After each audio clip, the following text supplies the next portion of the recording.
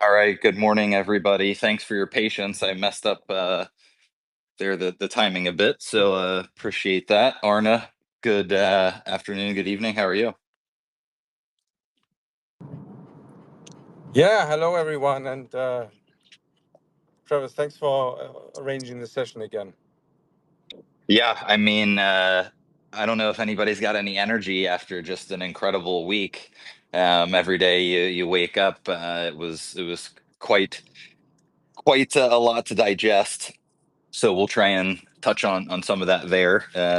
And just wanted to start out with congratulating the Joby and Blade teams. Obviously, one has been more specifically focused on the eVTOL component of the narrative around this space.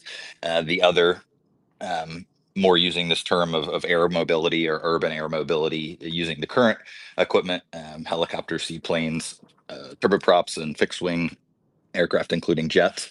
So I just wanted to really shout out to those teams. You know, Joby's been around for 16 years. Blade's been around for over 10. So these are both, yes, they were startups. Both of them, went public in that kind of SPAC um, range and window. But there's a lot more meat to this than just some, fly by night companies. So just a huge shout out to those teams, and then also to now what will the Blade Medical business, Strata Critical Medical. Just wanted to shout out to those guys back in my Blade days. Worked heavily on that team. It's incredibly hard work. It's 24/7, and but also a fantastic business that they have grown, extensively from, kind of right before or in and around COVID time to now, with it being 2/3 of their annual revenues for the current Blade company as it sits, having both medical and passenger pieces. So anyway, that part set aside, just really funny how the story came out last weekend, and obviously it was quite the buzz. And even personally, King Tut Capital asked if I had any thoughts on it, and put together a little write up about what it could, if it would make sense, how it would look, and then wow, Monday, boom, they hit us. And I think, Arna, for me, what was so exciting is that I think people don't even completely realize what Blade was. Everybody assumes it's just helicopters to the Hamptons or helicopters to the airport, but much more extensive, in particular their passenger business. Curious what your first take on the deal was, and what it means for Joby moving forward. Yeah, absolutely exciting. I don't know if you can hear me right now because I can still see my status as listener. Yeah, no, we can hear you. Okay, okay. And what are the chances? You always talked about Blade and your band making this move, and you can only guess why would they otherwise pursue this deal now. What are your thoughts on terms on the chances that Joey will start?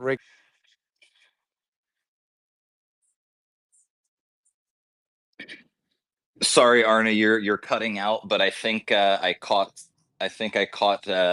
most of the question there. Is we had talked about these two companies before. Maybe even it was a dream of mine that they would always, come together when I worked there, and even after. Um, and then in terms of, I think what that means towards regular service. Hopefully that was the rest of your question. Otherwise, correct me here in a second. But I think it's really bullish in terms of timing. Joby, obviously, over the last 6 years, and anybody who's been watching at any time, usually they're pretty quiet, coy, and reserved, and keep everything, close to the vest until it happens. The fact that we have both the Blade acquisition, and they are fast. It's not just like that deal happened and they're going to kind of get to working through it. Those teams are, I would presume, already hitting the ground running, being that Blade is already fully operational as a company and using the service. And Jobin has doubled down that they're not just going to operate the helicopter and other aircraft that they use for the passenger business, but they're going to grow it. So I think the timing to certification, I think, was the other piece of your question, for the next 12 months is quite bullish. to hit that target. And again, there's a question that somebody asked yesterday regarding Dubai and helicopters and some things, and thinking that Dubai is a novelty market. And I think it's extremely important that people interested in the space, and in particular interested in the Joby story, which will define what eVTOL becomes. They are the leader of the pack. But the FAA certification process is being mimicked and matched, and they're working together with the GCAA, RTA, which are the regulators for aviation in Dubai. So Eric Allison, in a um, interview earlier this year, had mentioned that in Dubai, it may not be that they get quote unquote certification, rather a status such as commercial authorization to fly, and that will allow them to carry passengers and you know paid passengers, and that is going to be the beginning. FAA certification will still be happening throughout that whole process. Everything is shared between those regulators, and then the FAA official type certification will follow that. But people have been confused, I think, thinking that if FAA certification is into the later part of 2026 or even 2027, that affects the Joby story. Sure, we'd love to have it sooner than later, but Joby will be constrained by how many planes that they can make at the beginning, although I think they will surprise to the upside. But you could send all of those to Dubai and run them, essentially sold out flights every day at the beginning through 2027. So I just think it's important clarification, again, on that 12-month window that you talked about, Arna, that Dubai is going to come online regardless of where the FAA process is. But as Jobin mentioned, the FAA has now crossed the 50% finish line, or 50% towards the finish line of stage 4.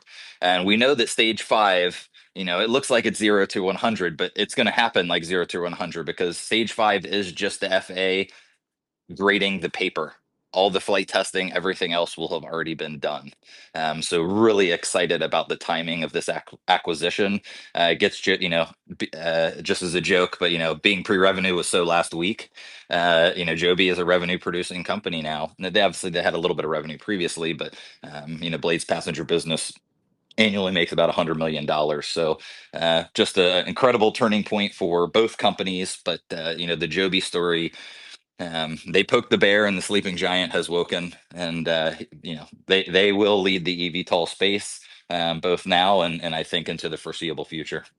Yeah, What are your and thoughts, Arna? yeah, two thoughts here on Blade. One is what happens to the economics on ultra short haul when you exchange Airbus H125 with the Joby S4. So, and we talked about the advantages of cost per passenger mile uh, versus capacity. So, your thoughts on that one? Yeah, sure. I mean, in terms of the economics, I think a couple things are going to happen. Um, as I recently put out kind of a rabbit hole post. There was a 5-post thread, in particular, of how this will interact with Blade's current operators. In terms of the economics, if you plug in an S4, well, we know that when Beta flew their Aliyah aircraft, which is a CTOL, but similar, that it from the East Hampton Airport to JFK cost $7 of electricity. Kyle, their CEO, confirmed that already. So let's just say $10 is that trip. So for your ultra long haul, it's $10 of electricity. Well, the fuel alone, depending on aircraft that you're using, could be $500 to $1,000 for that trip. So when you just look at the economics, the pilot will probably be consistent in terms of that cost, landing fees, some of those other things. Obviously, Joby and Blade will have some massive buying power in the market to bring down some of those, essentially fixed costs into the pricing. But when you look at the economics on the energy and fuel, and then obviously EV powertrains have been tested for several decades now at this point. In terms of the maintenance requirements, everything else, another little tidbit: Joby doesn't have a gearbox. They invented their own, ringless gearbox. So anyway, really excited about what the economics will be, and that's just of the individual, to run these aircraft, the eVTOL, much or less what efficiencies Joby will be able to eke out through other things, elevate OS, the infrastructure, the partnerships, and everything else that Blade brings to the table. Yeah, and the other question, of course, will be along price dynamics. So Joby will get now very valuable access to the numbers of Blade to see, okay, if we lower the price by 5, 10, 20%, what happens to demand? How much more demand do we generate? And that's going to be a huge advantage, a good edge against competition to already have the data you mentioned, Blade being in the business already for 10 years. So they will have access to 10 years worth of data to see, okay, how much can we charge for a route? And if we do a promotion, if we lower the price by X%, how many more seats can we sell? No, 100%. And I think also there'll be a couple really interesting dynamics that happen along that. And just as kind of for frame of reference, right now to fly between Manhattan and JFK. For Blade is just under $200, and it's been that way for quite some time. They have done quite well to work into that route, for that main short distance route, and then out to the Hamptons, and this is all via helicopter, and then out to the Hamptons. Uh, Looks like it's just under 800, and again, that's been similar for some time. So these are solid price points. What is interesting, obviously, Blade already is quite successful and sells out a fair amount of their flights. But as you look to switching to these Joby aircraft, what you're going to be able to do is, because the economics of urban air mobility, or just air mobility, that people I think don't completely understand, is passenger utilization is absolutely crucial to flying. Now, everybody knows that. The key is they're only thinking about it on the way there. And when you have a helicopter or any aircraft, helicopter, eVTOL, jet, turboprop, it's got to be based somewhere, go fly to the origin point for the client, their destination, and then back home. And so there's more than just the leg there. You have what they call, quote unquote, the dead leg coming back. But that price is all in typical pricing models, is all baked into the front trip, the front of the trip, because you're flying home as a dead leg. Typically, it's empty. If you can utilize that leg to provide seats and sell those, it's essentially 100% profit. And along Obviously, comes you can, Uber. Along and comes then Uber. And if you look at the yeah. app, I think the prime example of matching supply and demand, if you look at New Year's Eve in Zurich, you pay for a 15-minute Uber trip or so, you pay like $800.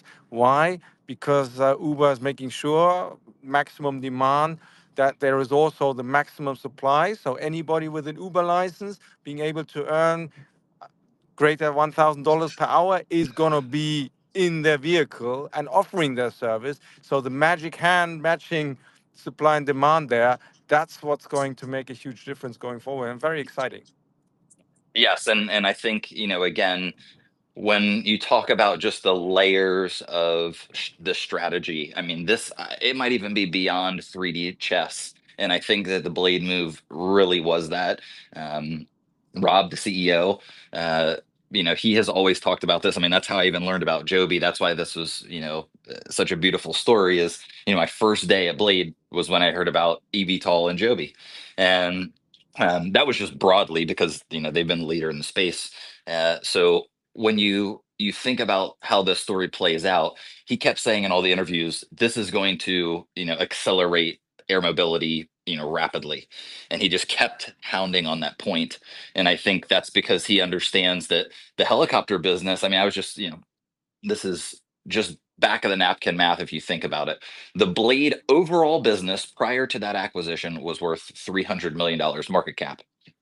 uh, when you say, okay, well, if the passenger business was a third of that, so 100 million plus or minus, obviously it's not that simple, but you take that number and you say, okay, well, they could only invest so much in their fleet, helping with infrastructure, building more lounges. They had to be reasonable and for their shareholders at the time. When you come in with Joby, Joby is now a $15 billion company. They could spend $100 million on infrastructure, and it wouldn't even put a dent in what that's going to return. And obviously, that's not all, lump sum all at once, but you're going to see them scale that blade business, I think, rapidly because there's already an incredibly strong foundation. And then as the eVTOL, air taxi, whatever you want to call it, that sector grows, it is going to become essentially, the airline. I mean, that's what we've always talked about. But Blade enables that, and Blade has their own software, their own systems. They'll, obviously roll that over and leverage Elevate OS as they move into using the electric aircraft.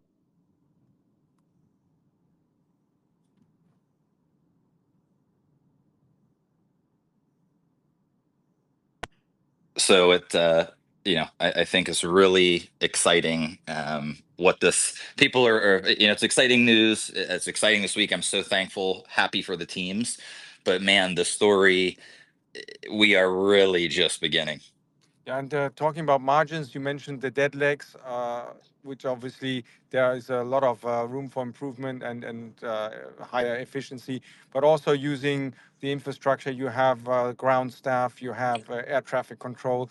So if you now, even if you don't replace the helicopters, but just keep adding Joby capacity at different price points with different routes than you previously had, then of course you have a better uh, utilization of the existing infrastructure. You just put more flights per day through the system, and that will drive profitability. And if you look at the aviation, I mean, it's one of the most unprofitable in terms of revenue margins industries over the last few decades, with around 2.4, 2.8% bottom line margin. So that's going to be very interesting what kind of margins Joby can now achieve with this corporation and using the synergies. And we'll hopefully have first indications then by next year, but that's going to be super interesting. And I'm not even going to guess right now because yeah, we should wait and see what the numbers are going to look like. Yeah, I mean, the one thing I just want to kind of lay out here, I know it was in post that I put out this thread, but just for those listening, let's take a moment, let's take a breath. Joby is worth $15 billion now. That was amplified by the acquisition of Blade. Blade already has infrastructure partners in New York City, in and around the Northeast, Florida, the south of France, Monaco, and other destinations. They already work with operators that have a fleet of helicopters, seaplanes, turboprops, and jets. All of those drive their passenger business that makes roughly $100 million per year. Using the infrastructure and operational partners, Blade has built a network of world-class lounges. If you have never seen one before, you need to. It's an experience in and of and above the utilizing the Blade service. Joby is going to now have all that. They're going to amplify that. Then they're going to install their own chargers that are both proprietary but open sourced. So at all the infrastructure that already exists, that are all the existing helipads that some people may thought they were going to be able to use, some are exclusive. The ones that aren't, guess whose infrastructure is going to be there? Yeah. Best Guess whose regards from Tesla charging standard is? Supercharger, huh? I mean, every time when I see the It, best it sounds just locations like it. already being taken, yeah, once you own that space, then it's very, very difficult for the competitors to get in. The story, it's incredible when you start to really pull the thread how all this stacks out. As you mentioned, the operators, I don't think they're going to immediately get rid of the helicopters or some of the other, aircraft. Some of, obviously certain fixed wing planes are going to just be able to fly longer. Then we talk about Joby and their future aircraft and some of the, the hydrogen and other, airframes, a whole nother story. But you just start to see, okay, well, all of those businesses, they're going to keep the aircraft as the mRNO schedules come through. When they have to do some massive overhaul, for instance, on the helicopter fleet, you're not going to do that if the Joby air. By the time the Joby aircraft is certified, you just get the Joby aircraft. And if you're already partnered with Blade, you're partnered with Joby. And if you're partnered with Joby, then your pilots are going to get trained at the Joby Flight Academy in Marina. So all these things are just coming together. So when we take account of what just happened, this is way bigger than Joby. It's way bigger than Blade. You just saw the beginning of the future of mobility, the transportation network taking hold. Look at the reaction to Blade. What happens when Toyota turns on their service that we already know is going to be called Toyota Aero, or Aero Toyota, pardon me? What happens when ANA, who we just heard is going to buy roughly 100 million, excuse me, 100 aircraft, which depending on the price of Joby could be somewhere between a quarter to $1 billion order, a quarter to $500 million order. You just start to see that these numbers get really crazy with what this business is about to produce. And all of that is built upon the pressure of type certification. Once that gate falls down, it is going to be like horses at the racetrack. And like the meme that I always post, Joby is at the head of that pack. So extremely excited, Arna. So much to talk about with this acquisition, what it unlocks for the future. I'm sure we'll have other conversations about it. Any other things to note in this week? I mean, we didn't even talk about, Joby saying that they're entering 5 vehicles that are going to be ready to fly into TIA flight testing. There's so much, other things to the story we missed. What anything else to close? No, I think you did a great summary here on Blade. And on that note, exciting times and congrats to everybody long on Joby. Yes, everybody, enjoy the weekend. Those of you who have had a great week, hold the door for somebody, give somebody a little extra tip. This is about sharing this story with everybody. That's what Joby wants to do is, connect people all around the world. So as good things happen to you, please share them with others. Thank you so much, Arna. Thank you, everybody, and we'll see what happens next week.